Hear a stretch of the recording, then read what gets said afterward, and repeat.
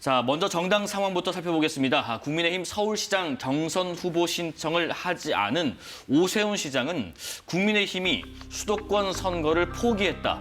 당 노선 정상화라는 선결 과제를 풀지 않는 이상 후보 접수와 경선이 무슨 의미가 있냐고 말했습니다. 그런데 이정현 국민의힘 공천관리위원장은 후보 없이 선거를 치르더라도 기강을 반드시 세울 거라고 말을 했습니다.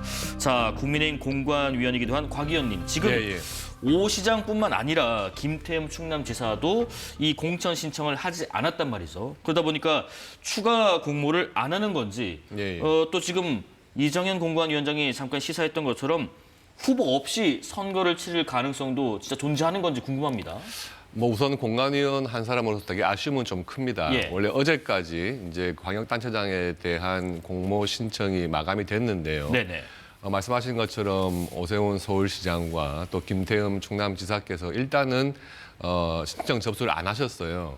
그런데 통상적으로 뭐 총선이든 지방선거든 좀 유력한 후보에게 한 번 더 기회를 주거나 또는 뭐 마땅한 후보가 없을 때 몇 군데 지역을 묶어서 다시 한번 한두 번 정도 추가 신청할 수 있는 뭐 공모 기회는 부여가 됩니다. 네. 그래서 서울과 지금 충남을 비롯해서 몇 군데 추가 공천 신청이 필요한 곳은 뭐 추가 공천 신청을 받겠지만 우선적으로 좀 당의 간판이라고 할 수 있는 광역단체장 현역 두 분께서 일단 시한 내에 접수를 안 해서 좀 당에서 우려가 되죠. 당 일각에서는 지금 뭐 예를 들자면 한일 축구 경기를 앞두고 있는데 대한민국 축구 대표팀이 축구협회가 개혁해야 된다. 이런 이유로 지금 경기에 못 나가겠다 하는 상황 아니냐.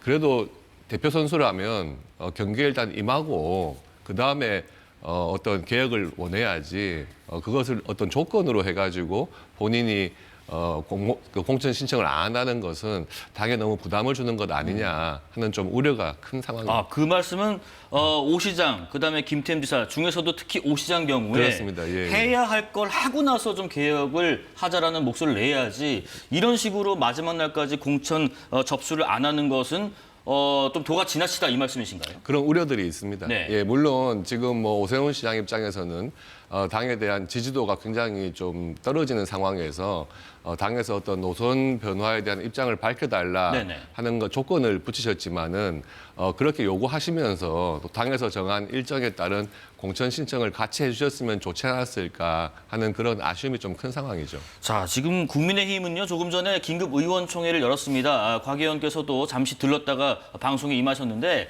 지방선거를 앞두고 당 노선, 대응 방향 이걸 어떻게 할 건지 논의를 하는 자리라고 해요.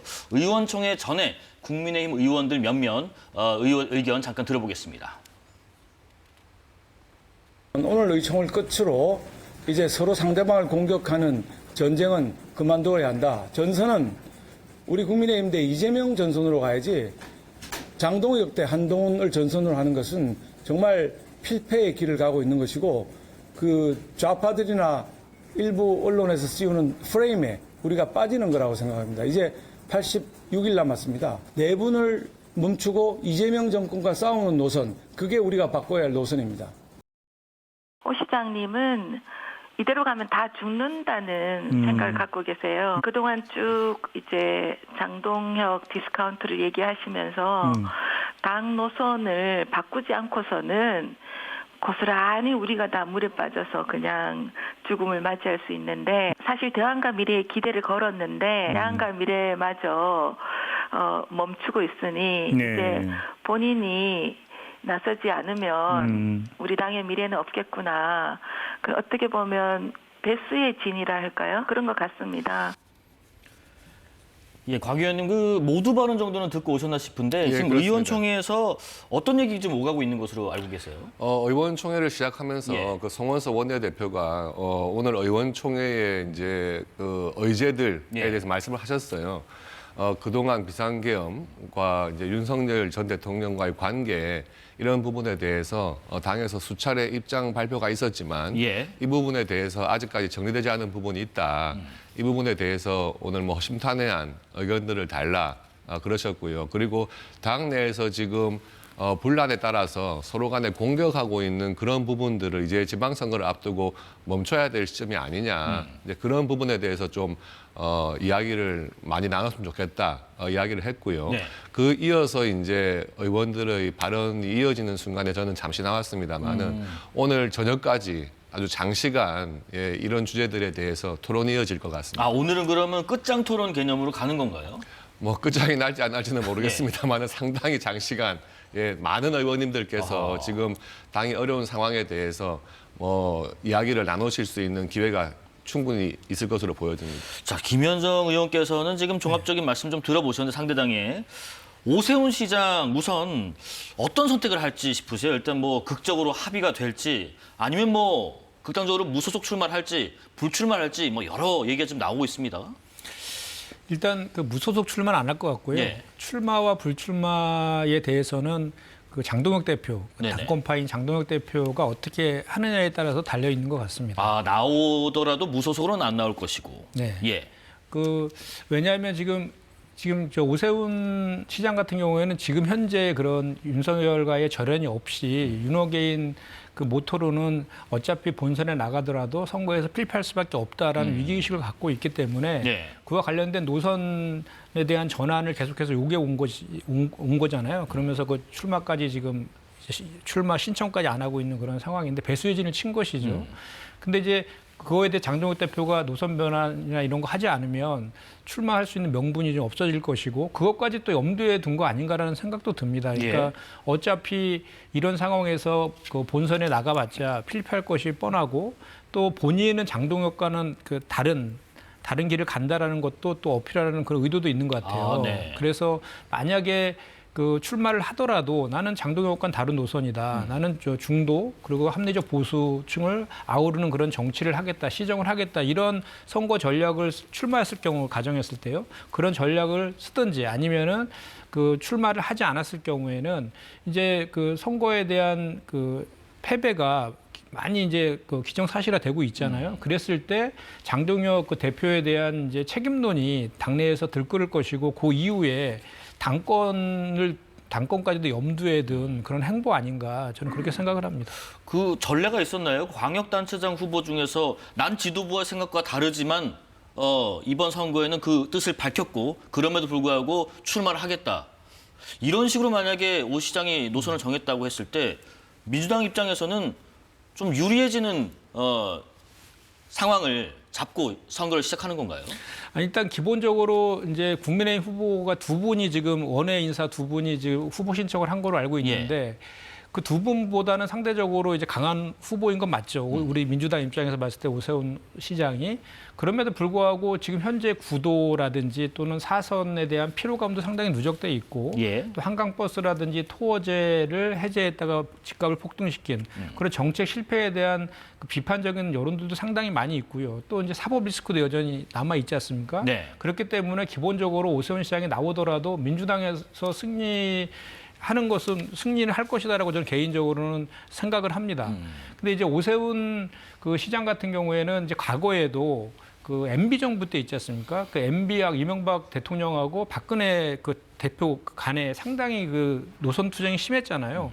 그때 박근혜 그 당시의 대표가 이명박 그 대통령과의 다른 길을 선택하면서 선거에서 승리한 그 길이 있거든요. 그 길을 지금 오세훈 시장이 지금 가려는 거 아닌가 이런 생각이 듭니다. 그래서 만약에 절윤을 하지 않는다라고 하면 그 절윤하지 않은 것에 대한 그거에 대한 비판하는 세력들이 있지 않습니까? 그 당내 그 대안과 미래인가요? 그 소장파 그룹도 있고 또 한동훈 친한계도 있고 그런 세력들에 대한 구심점이 되려는 포석도 같이 지금 밑에 깔고 있는 것 같다는 생각이 듭니다. 사실 그 오늘 의원총회가 뭐 어떤 결과를 낼지는 모르겠습니다만은 꼭 오세훈 시장 건 가지고만 모인 건 아니잖아요. 그렇습니다. 향후에 이제 선거를 어떻게 해 나갈지에 대한 의원들의 굉장히 치열한 오늘 논의가 있을 것 같은데 네, 얘기가 어떻게 좀 수렴되는 게 바람직하다 좀 개인적으로 생각하세요? 일단 지금은 지방선거에 대한 광역단체장 공천 신청이 마무리된 시점이기 예. 때문에 이 시점에서는 보통